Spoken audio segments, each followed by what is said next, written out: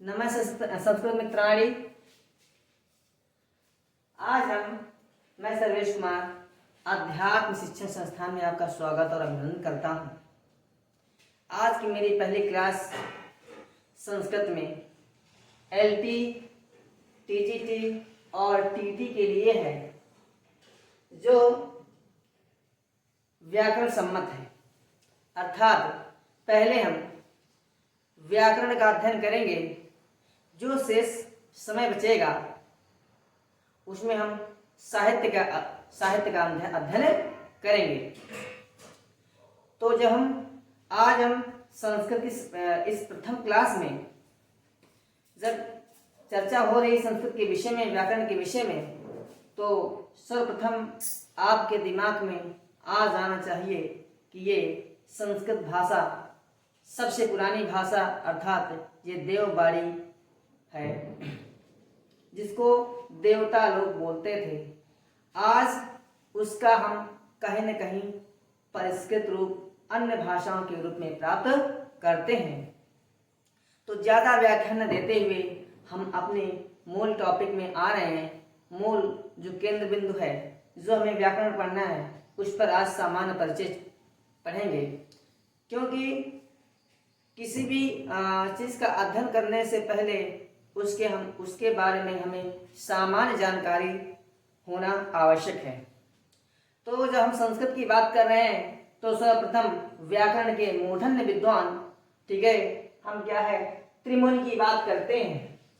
त्रिमुनि के अंतर्गत वह मुनि जिसमें जो तीन रूप से सम्मिलित रूप से दिखाई पड़ते हैं आपके रिपोर्ट। जैसे कि पहला, आप त्रिमुनि में सबसे पहले विद्वान आते हैं संस्कृत के प्रकांड विद्वान पाणिनि आते हैं। दूसरे आते हैं कात्यायन, और उसके बाद समय आता है महर्षि पतंजलि का। तो सर्वप्रथम महर्षि पाणिनि ने संस्कृत व्याकरण का परिष्कृत रूप किया। यानी इसके पहले भी संस्कृत भाषा थी, लेकिन इस प्रकार से इस जगत में नहीं थी जो हमें आज प्राप्त है। यानी ऐसी सुव्यवस्थित और सुसंगठित व्याकरण हमारे पास नहीं थी, लेकिन महर्षि पाणिनि ने उस व्याकरण को सुसंगठित और क्रमबद्ध कर दिया, जिसका हम सरलता से अध्ययन कर रहे हैं। तो आज हम सबसे पहले त्रिमुनि की बात कर रहे हैं, तो इनके बारे में हम सामान्य परिचय जानेंगे कि त्रिमुनि है कौन। देखिए, सबसे पहले क्या है, पाणिनि महाराज आ गए, महर्षि पाणिनि। उसके बाद इनका समय क्या आता है तथा प्राप्त ग्रंथों के या अध्ययन के अनुसार इनका जन्म स्थान सलातुरा गांव में है, जो अब पाकिस्तान कंधार के पास है। और इनकी माता का नाम दाची है तथा पिता का नाम पणिनि है। इनके गुरु का नाम उपवर्ष है तथा इनकी व्याकरण में अष्टाध्यायी सबसे सर्वश्रेष्ठ रचना है। यानी मुख्य रूप से व्याकरण सम्मत जो रचना है इनकी अष्टाध्यायी है। इस अष्टाध्यायी में क्या है, इस अष्टाध्यायी में 8 अध्याय हैं। अर्थात इसका नाम ही अष्टाध्यायी, अर्थात 8 अध्यायों का समाहार। यानी इसमें 8 अध्याय हैं और प्रत्येक अध्याय में आपके 4 पाद दिए गए हैं, जिसमें से अगर हम 8 गुणे 4 कर देंगे तो टोटल 32 पाद आ जाएंगे आपके सामने। तथा इनका जो अष्टाध्यायी का जो पहला सूत्र है वृद्धिरेच तथा और इसका अंतिम सूत्र अष्टाध्यायी का है इसके बाद हम महर्षि कात्यायन के बारे में अध्ययन करेंगे, यानी समान जानकारी प्राप्त करेंगे। इनका समय क्या है, 320 ईस्वी पूर्व माना जाता है तथा इनकी माता का नाम कात्यायनी तथा पिता का नाम गोमिल है तथा इनके गुरु आचार्य वर्ष हैं। क्योंकि इन्होंने महर्षि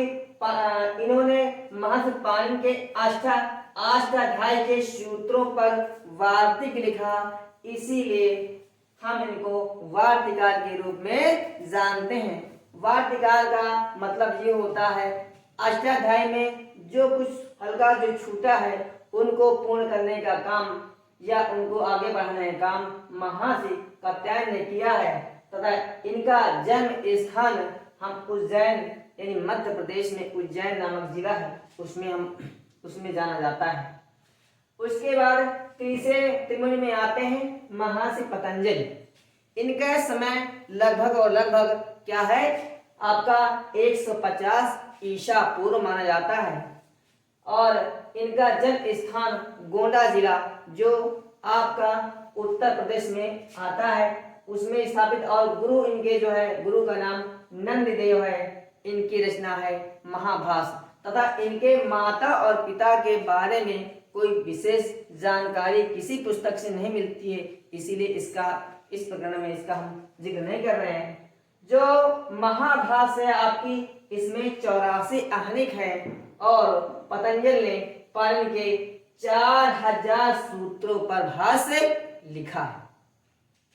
और इसमें क्या है इसके बाद आते हैं भट्टोजी दीक्षित।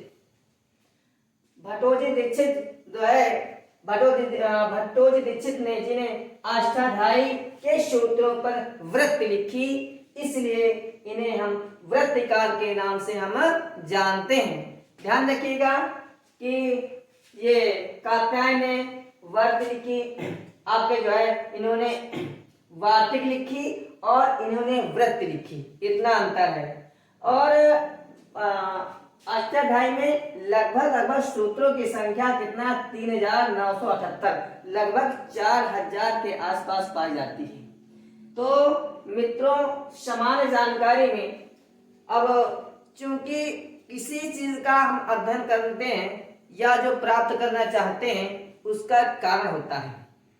तो महर्षि पाणिनि का जो संस्कृत का अध्ययन करने का जो कारण है वो मुख्य कारण था ज्ञान को प्राप्त करना।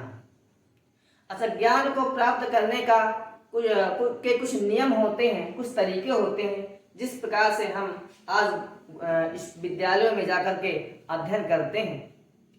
तो उस समय में 520 ईसा पूर्व में ऐसी कोई व्यवस्था नहीं थी, इसलिए जो उस समय की व्यवस्था थी तपस्या, अर्थात वह भगवान को प्रसन्न करते थे और उन्हीं के प्रसन्न करने के पश्चात भगवान जब उनको क्या है दर्शन देते थे तो उन्हीं को वो प्राप्त करके वो किसी न किसी रूप में लिपिबद्ध कर देते थे।